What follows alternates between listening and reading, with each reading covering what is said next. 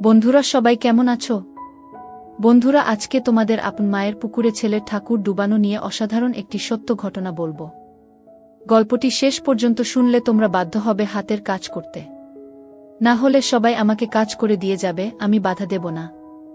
নমস্কার বন্ধুরা, আমার নাম রাজাদিত্য দাস, বয়স ২৬ বছর, উচ্চতা ৫ ফুট ৬ ইঞ্চি, রেগুলার এক্সারসাইজ করা পেটানো চেহারা। আজ আমি আমার জীবনের কাহিনী অনেক সাহস নিয়ে আপনাদের সাথে শেয়ার করছি। এবার মূল কথায় ফিরে আসি, সেটা হলো আমার মা। আমার মায়ের নাম বুলি দাস, বয়স ৪৯ বছর। মা খুব একটা লম্বা না, ৫ ফুট থেকে কিছু কম। মার ওজন খুব বেশি না, ৫৫ কেজি হবে, তবে হালকা চর্বি আছে, সাথে সিজার এর কাটা দাগ, যেটা আমার আর আমার বোনের জন্মের সময় হয়েছিল। আমার বোন মাত্র ২ বছর বেঁচে ছিল। বোন মারা যাবার পর মা বাবা দুজনেই খুব ভেঙে পড়ে। আমি ৫ বছরের ছোট ছেলে ছিলাম, তাই বোন হারানোর কষ্টটা খুব একটা বুঝতে পারিনি। মা বোন জন্ম হবার পর অপারেশন করিয়ে নেয় যাতে আর বাচ্চা না হয়। বোন চলে যাবার পর বাবা খুব দুঃখী হয়ে পড়ে আর খাবারের প্রচুর অনিয়ম করে, এতে বাবার কিডনি খারাপ হয়ে যায়, আর কিডনির অসুখেই বাবা মারা যায় আজ থেকে ১৮ বছর আগে। আমি আর বিধবা মাকে সেই থেকে বাড়ির বাকি লোকেদের কাছে অনেক অপমান সহ্য করতে হয়। বাবার পোস্ট অফিসে চাকরি ছিল, ওখান থেকে যে টাকা পায় তাতে আমাদের চলে। মা খুব শিক্ষিত না হওয়াতে বাবার চাকরি মা করতে পারে না। ছোট থেকেই পড়াশোনায় ভালো ছিলাম, তাই ২ বছর আগে চাকরি পেয়ে যাই ভালো পোস্টে। ৬ মাস ট্রেনিংয়ের পর কলকাতাতে পোস্টিং হয় আমার মিউনিসিপাল কর্পোরেশনের সহকারী অফিসার হিসেবে। কলেজ লাইফে প্রচুর মেয়েদের সাথে সম্পর্কে জড়াই, ওসব কাজেতে খুব পারদর্শী হয়ে পড়ি। বাবা চলে যাবার পর আমি ও মা একে অপরকে আঁকড়ে ধরে বেঁচে থাকি। বাড়ির বাকি লোকেদের অন্যায় ব্যবহারের পর ও আমার বিধবা মা নিজের মনের জোরে আমাকে ভালোবাসা দিয়ে বড় করে তোলে। আমাদের ভাগে ২টি রুম, সাথে রান্নাঘর ও বাথরুম। ছোটবেলায় মার সাথে ঘুমাতাম, কিন্তু মাধ্যমিক পরীক্ষার পর আলাদা ঘরে ঘুমাতে চাইলে মা মানা করে, তাই অন্য ঘরে পড়াশোনা করে রাতে মার সাথেই ঘুমাতাম। কলেজে পড়ার সময় পড়া ছাড়াও ওসব নিয়ে খুব ভাবতাম, আর বাড়িতে লুকিয়ে লুকিয়ে ভিডিও দেখতাম আর বাথরুমে হাত দিয়ে। মা আমাকে আদর করত সবসময়, আর আমিও মাকে খুব ভালোবাসতাম ও শ্রদ্ধা করতাম, তবে মাকে কখনো অন্য নজরে দেখিনি। মা বাবা চলে যাবার পর ও অন্য কোনো সম্পর্কে জড়ায়নি ও আমাদের মাঝে কোনো তৃতীয় ব্যক্তিকে আনেনি, শুধু আমাকে ভালোবেসে নিজের সব চাহিদাকে বিসর্জন দিয়ে বেঁচে আছে, তাই মার প্রতি আমি খুব শ্রদ্ধাশীল। ২২ বছর বয়সে আমি গ্রাজুয়েশন পাস করে আমি কোচিং-এ ভর্তি হই ও সরকারি চাকরির পরীক্ষার জন্য প্রস্তুতি নিতে শুরু করি, ও ধীরে ধীরে বান্ধবীদের সাথে যে ওসব কাজ করতাম সেটা আস্তে আস্তে বন্ধ হয়ে যায়, তাই হাত দিয়ে কাজ সারতে থাকি। ইতিমধ্যে মার সুগার ধরা পড়ে, তাই মার যত্ন ও পড়াশোনা নিয়ে খুব ব্যস্ত হয়ে পড়ি, কারণ একটা ভালো চাকরি পেয়ে মার মুখে হাসি ফোটানো আমার একমাত্র লক্ষ্য হয়ে দাঁড়ায়। আমার চেষ্টা সফল ও হয়, আমি চাকরি পেয়ে যাই, এতে মার চোখে আনন্দে জল চলে আসে। আমি চাকরির ট্রেনিং-এর জন্য বাইরে যাই। ট্রেনিং শেষ হলে কলকাতাতে পোস্টিং পাই। একাই কলকাতা যাবার সিদ্ধান্ত নিই, কারণ আমি ভেবেছিলাম আগে চাকরিতে স্থিত হই, তারপর মাকে নিজের কাছে নিয়ে যাব। মা রাজি না হলেও আমি জোর করে একা কলকাতা চলে আসি, আর ১ বেডরুম, বাথরুম আর কিচেনের একটা ফ্ল্যাট ভাড়া নেই। নতুন চাকরির কাজের চাপ এ নিজের যত্ন নেবার কথাই ভুলে যাই। সারাদিন অফিস, বাড়ি ফিরে হোটেলের খাওয়া দাওয়া করি, আর অভ্যাসবশত রেগুলার ভিডিও দেখি আর হাত দিয়ে কাজ সারা আর সিগারেট টানার বাজে অভ্যাস শুরু করি। এতে হিতে বিপরীত হয় আর আমার টাইফয়েড হয়ে যায়, খুব অসুস্থ হয়ে পড়ি। তখন মা খুব ভয় পেয়ে যায় আর মামাকে সাথে করে নিয়ে কলকাতাতে চলে আসে আমার সাথে একবারে থাকার জন্য। টাইফয়েডের ইনফেকশন কমে আসেতে মামা চলে যায়। মামা চলে যাবার পরে মা সারাদিন আমার যত্ন করে, আমাকে খাইয়ে দেয়, আমার সব কাজ করে। স্নান করিয়ে দিতে চাইলে আমি রাজি না হওয়াতে মা আমাকে বাথরুম-এ ধরে ধরে নিয়ে যায় আর দরজার বাইরে দাঁড়িয়ে থাকে। এভাবে আস্তে আস্তে সুস্থ হতে থাকি। ডাক্তার আরও কিছুদিন বেড রেস্ট নিতে বলে। এদিকে মা থাকাতে অনেকদিন ভিডিও দেখতে পারছি না, তাই ছটফট করছি জ্বালায়। এভাবে হঠাৎ করে একদিন ফোনের নেট ঘাঁটতে ঘাঁটতে একটা গল্পের সাইট খুলি। গল্পের মেয়েটির জায়গায় ক্যাটরিনা কাইফকে মনে করি আর ছেলেটির জায়গায় নিজেকে। এভাবে নিজেকে শান্ত করি। এভাবে আর ২ মাস কেটে যায়। এরপর একদিন রাতে মার খুব পেচ্ছাপ পেয়েছিল, তো মা দৌড়ে বাথরুমের ভেতরে ঢুকে লাইট জ্বালিয়ে কোনোমতে পেচ্ছাপ করতে বসে। মা হয়তো ভেবেছিলি আমি ঘুমোচ্ছি, তাই দরজা বন্ধ করে, কিন্তু আমি গল্প পড়ছিলাম, তাই মাকে দেখে ফোন নামিয়ে পাশে রেখে দিই ও ঘুমানোর অভিনয় করি। হঠাৎ মাকে এভাবে দৌড়াতে দেখে দরজার দিকে তাকাই আর আমার মাথা নষ্ট হবার জোগাড়। কোনোদিনও মাকে এভাবে দেখিনি। পরক্ষণেই নিজেকে সংযত করি ও ভৎসনা করি। মাকে আমি কিছু বুঝতে দিই না, কিন্তু রাতে মা যখন আমাকে ধরে ঘুমায় তখন কেন জানি না আমার কেমন জানি হয়। নিজের মধ্যে এই পরিবর্তন আমাকে অবাক করে দেয়। এর মধ্যে একদিন রাতে গল্প ঘাটছিলাম তো হঠাৎ একটা মা ছেলের গল্প পাই। তারপরে মাথা আমার কাজ করা বন্ধ করে দেয়। একটু আলাদা রকম ফিলিং হয়, নিজের উপর রাগ ও হয়, কিন্তু আলাদা রকম উত্তেজনা হয়। একটার পর আরেকটা গল্প পড়তে শুরু করি ও ধীরে ধীরে আসক্ত হয়ে পড়ি। এমন পাগল হয়ে যাই যে গল্পের মায়ের জায়গায় আমার বিধবা মা ও নিজেকে কল্পনা করি। বাবু, তুই এখনো ঘুমাসনি? কত রাত হলো বলতো? এমন করলে তো আবার শরীর খারাপ করবে। তাড়াতাড়ি ঘুমা আর ফোন ঘাটা বন্ধ কর। ও আমি একটু ঘাবড়ে যাই। মা আমার বুকে হাত রেখেছিলি, ভাগ্য ভালো একটু নিচে রাখেনি, তাহলেই খুব বাজে ঘটনা ঘটে যেত। বাবা মারা গেছে প্রায় 18 বছর, মারও জ্বালা আছে নিশ্চয়ই। বাড়িতে আমার বিধবা ও ভুক্ত মা থাকতে বাইরে কেন যাব? আমাদের মধ্যেও কিছু হলে সেটা একবারে সুরক্ষিত হবে, কেউ জানবেও না, বাচ্চা হবার ও ভয় নেই। কিন্তু বড় প্রশ্ন হলো, আমি মাকে রাজি কি করে করব? ট্যাবলেট বা ঘুমের বড়ি দিয়ে কাজ করা আমার পছন্দ না, যা হবে অর্গানিকভাবে, মায়ের ইচ্ছাতেই। কিন্তু সেটা কিভাবে হবে বুঝে পাই না। প্রচুর রিসার্চ করি কিন্তু কোনো লাভ হয় না। আমি বিপাকে পড়ে যাই, কিভাবে কি করব? চোখের নিচে কালো দাগ পড়ে যায়। মা শুধু জিজ্ঞেস করে, বাবু তোর কি হয়েছে? কিন্তু আমি কিছু বলতে পারি না। আমার জন্মদিনের দিন মা নিজের মতো করে আয়োজন করে, আমরা আনন্দ করি। এরপর মা আমাকে বলে, জন্মদিন এ কি উপহার নিবি বাবু? আমি তখন বলি, মা তুমি সুখী থাকবে, খুশি থাকবে, তোমাকে ভালো যেন রাখতে পারি সেই আশীর্বাদটা দাও। মা বলে, তুই আমার খুব ভালো ছেলে, আমার স্বপ্নগুলো পূরণ করছিস, আমি খুব খুশি। এই কথা বলে মা কপালে আর গালে একটা হামি দেয়। আমিও একটা হামি দিই। এরপর মা বলে, বাবু একটা সত্যি কথা বলতো, রাতে তুই ঘুমাস না কোনো?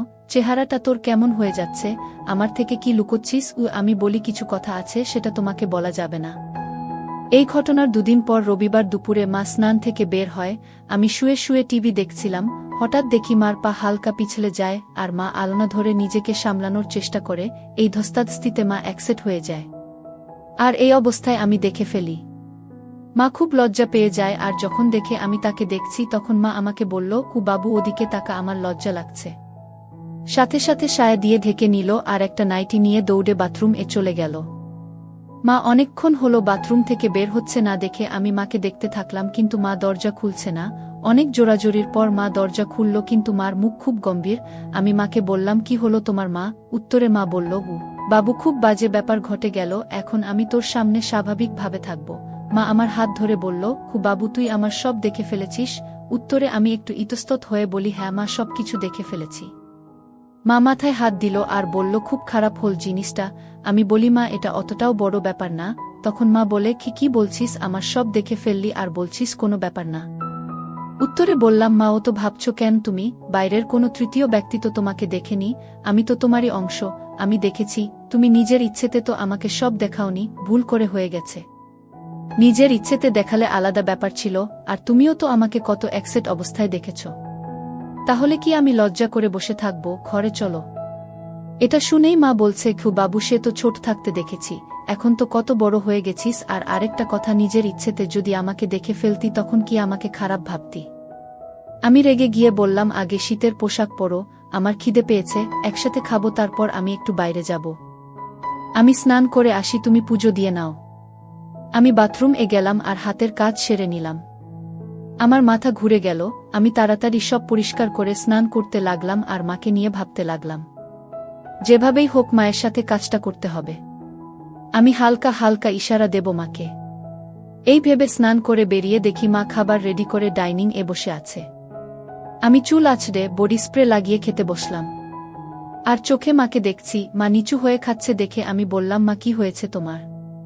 যা হয়েছে সেটা ভুলেও যাও। তো মা বলছে, বাবু আমি ভুলতে পারছি না, খুব লজ্জা লাগছে গু। এই কথা শুনে আমি নিজের রাগ সামলে নিয়ে বলি, মা আমি কি করলে তোমার এই লজ্জা কাটবে তুমি বল। তো মা বলে, আমি কিছু জানি না রে বাবু। আমি এবার বলি, ঠিক আছে, তোমার এই গোমড়া মুখ আমার দেখতে ভালো লাগে না, তুমি ছাড়া আমার আর কেউ নেই। আমি তোমার সামনে অ্যাকসেপ্ট হয়ে যাব, তুমি দেখে নিও, তাহলে তোমার লজ্জা যদি কাটে। আর মা তুমি পোশাক পরেও যতটা সুন্দরী, পোশাক ছাড়াও ততটা সুন্দরী। এটা শুনে মা একটু থমকে গেল। তখন আমি মাকে বলি, আমি 8টার দিকে বাড়ি ফিরে আসি, তারপর সব কথা হবে। আমি বেরিয়ে আমার এক বন্ধুর সাথে আড্ডা দিতে যাই, কিন্তু মন লাগছে না, তাই 6টার দিকেই বাড়ি ফিরে আসি। মা আমাকে আসতে দেখে বলে, এত তাড়াতাড়ি চলে এলি যে?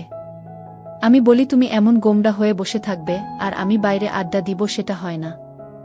আর আকাশ তাও খারাপ করেছে, ঠান্ডা তাও লাগছে ভালোই, তাই চলে এলাম। আমরা একসাথে চা খাই, তারপর মাকে বলি এবার তুমি আমাকে খুলে বলো কি হয়েছে তোমার। তো মা বলে তুই আমার সব দেখলি, তোর বাবা ছাড়া আর কেউ আমাকে দেখেনি, আজ তুই দেখলি, কেমন লাগছে, তোর সামনে আসতে লজ্জা লাগছে, খুব ভালো ছিলাম রে, কোনো অভাব ছিল না, কিন্তু কি জানি কি হচ্ছে। তখন আমি রেগে যাই আর বলি কি তোমাকে পুরোপুরি একসেট প্রথম দেখেছি হয়তো, কিন্তু তোমার প্রায় প্রতিটি অঙ্গ আমি দেখেছি যখন তুমি রাতে বাথরুম যেতে দরজা বন্ধ না করে। মা এটা শুনে একটু থ হয়ে যায়। এরপর আবার আমি বলি এই মাঝ বয়সেও এত মেইনটেইন করে রেখেছ, পেটের ছেলে দেখেছে তাতেও লজ্জা। আর জিজ্ঞেস করতে না আমি কেন ঘুমাই না, সেটার উত্তর হলো রাতে ঘুম আসে না। ২৬ বছর বয়সে যে জ্বালা হয় সব ছেলে ঠিক তেমন হি জ্বালা আমার, কাউকে বলতে পারি না, তাই ভালোবাসার অভাবে আমার এই অবস্থা। মা তখন বলে নিজেকে সংযত কর, আর অন্য একটি উপায় আছে সেটা কর, একটু আরাম পাবি, কিন্তু শরীরকে এভাবে কষ্ট দিস না বাবা। তখন আমি বলি মা আমার কষ্টের পরিমাণ অনেক, তাই তোমাকেই বললাম, সন্তানের কষ্ট মা ছাড়া আর কেউ বুঝবে না। মা বলে আমি জানি শোনা, একটা কথা বলি, আমিও তো নিজের চাহিদা ভুলে তোর জন্য বেঁচে আছি। তুই নিজে কষ্ট পেলে আমারও কষ্ট হয় বাবা, আমাকে একটু সুখ দে বাবা। আমি তখন বলি তোমাকে সুখী করা আমার একমাত্র উদ্দেশ্য। আজকে রান্না করতে হবে না, বাইরে থেকে খাবার অর্ডার করছি, কাল তো ছুটি, কালকে বাড়িতেই আছি, তাই হালকা খাওয়া যাবে। মা এবার বলে বাবু এটা বুঝিস আমরা মা ছেলের মাঝে আমি কোনোদিনও কাউকে আনিনি, তুইও আমাকে একটু সুখ দিস তাহলেই হবে। আমি বলি তোমার জন্য আমি সব করতে পারি, যেমন তোমার লজ্জা ভাবটা আগে কাটাই বলে বাথরুম গিয়ে হাত পা ধুই আর সব বাইরের জামাকাপড় ছেড়ে একসেট হয়ে বাইরে বের হই। মা চা খাচ্ছিল, আমাকে এই অবস্থায় দেখে চমকে যায় আর মার হাত থেকে কাপ নিচে পড়ে যায়। মা বলে উঠে বাবু এ কি অবস্থা তোর, কেন এমনটা করলি? আমি ওই অবস্থায় মার সামনে গেলাম আর মাকে বললাম তোমার লজ্জা কাটানোর জন্য আর কোনো উপায় ছিল না, তুমি তো নিজের ইচ্ছেতে সব কিছু দেখাওনি, তাও লজ্জা পাচ্ছ। আমি নিজের ইচ্ছেতে তোমাকে সব দেখলাম, কিন্তু দেখো মা আমার একটু ও লজ্জা করছে না। তোমার লজ্জা আশা করি এবার কেটে যাবে, আমরা একে অপরের পরিপূরক, আমাদের মাঝে কেউ আসবে না, তোমার সব কষ্ট আমি দূর করব, এভাবে মনমরা হয়ে থাকবে আমি সেটা দেখতে পারছিলাম না। মা আমার কথাগুলো শুনছিল আর এক দৃষ্টিতে আমাকে দেখছিল, তারপর মা বলল খুব কাপড় পরে নে, অসভ্য ছেলে, ঠান্ডা লেগে যাবে। আর লজ্জা করব না ঘি বলে দাঁড়ালো আর একটা হামি দিল আর রান্নাঘরে চলে গেল। নিজেকে আয়নাতে একবার দেখলাম আর ভাবলাম চেহারাটা বেশ আমার। আমি এবার পোশাক পরে নিলাম। ইতিমধ্যে খাবার চলে আসলে আমরা তাড়াতাড়ি খেয়ে নিলাম। বাইরে ঝড় বৃষ্টি শুরু হলো, লোডশেডিং হয়ে গেল, আমরা সব ঠিকঠাক বন্ধ করে ইনভার্টার দিয়ে ছোট বাল্ব চালিয়ে শোবার জন্য রেডি হলাম। আমাদের ফ্ল্যাটটা 3rd ফ্লোরে, ওই ফ্লোর আরেকটি ফ্ল্যাটই আছে, কিন্তু ওনারা বাইরে থাকে।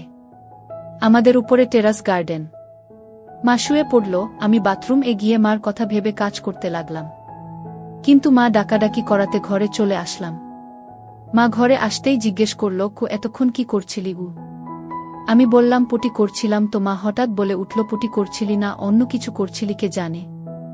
আমি কিছু বললাম না, জল খেয়ে সোজা বিছানাতে উঠলাম ও কম্বল গায়ে দিয়ে মাকে বললাম মা আরও গল্প করি, নিজেদের সুবিধা অসুবিধা সব বুঝি, কেবল 10টা বাজে, কাল ছুটি, দেরি করে উঠব।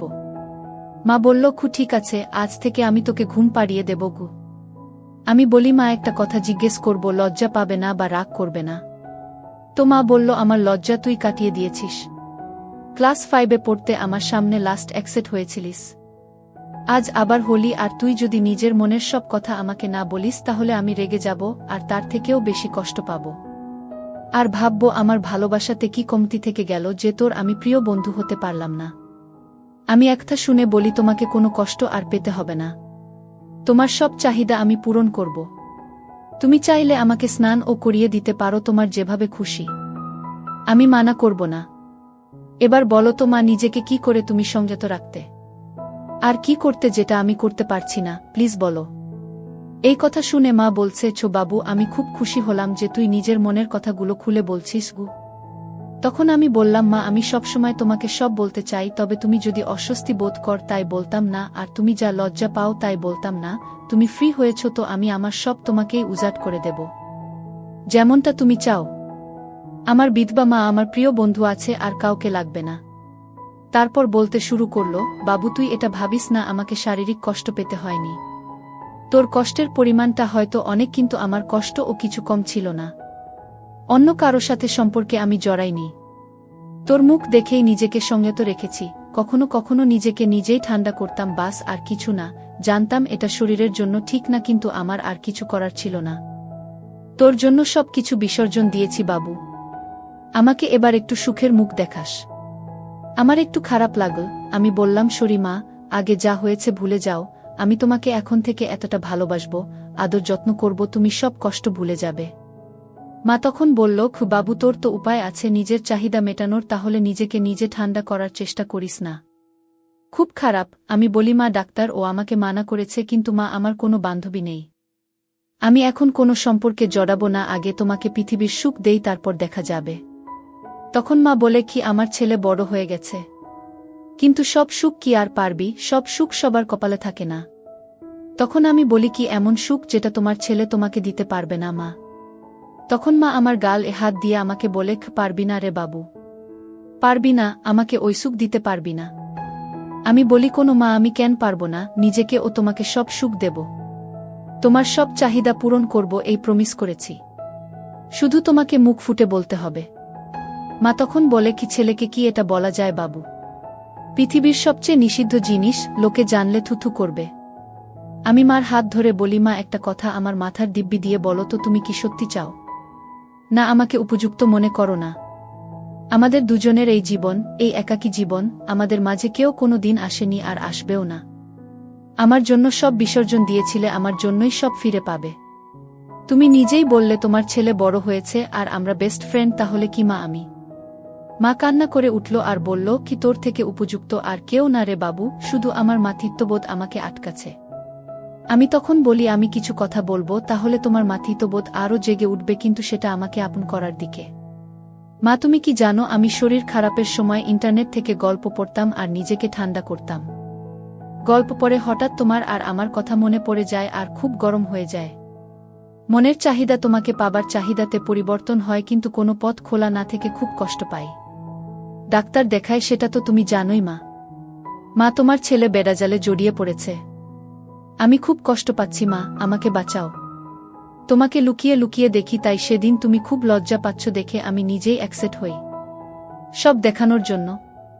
আমি তোমাকে সুখ দিতে চাই, তোমাকে সুখী করতে চাই, ছেলের কর্তব্য পালন করতে চাই। তুমিও আমার কষ্ট দূর করে মায়ের দায়িত্ব পূরণ কর। আমাকে নাও মা। মা তখন বলে, কি তোর মনে এত কিছু ছিল বাবু, তোকে আমি নিরাশ করব না বাবু। আমাকে সুখ দে, তবে বন্ধুর মতো না, যা হবে মা ছেলে হয়েই, আমি মা হয়েই তোর কাছে সব চাই। আয় বাবু কাছে আয় আরও। আমি মাকে আই লাভ ইউ বলে নিয়ে মাকে উঠে বসতে বলি আর লাইট জ্বালিয়ে দিই। মা কিছু বলার আগেই মাকে পা ছুঁয়ে প্রণাম করি আর বলি, এটা আমাকে ছোট থেকে আগলে রাখার জন। এরপর যা হবে সব নতুন, সব আলোতে হবে, আর যদি কোনো ভুল ত্রুটি করি তো ক্ষমা করে দিও বলে কাজ শুরু করে দিই।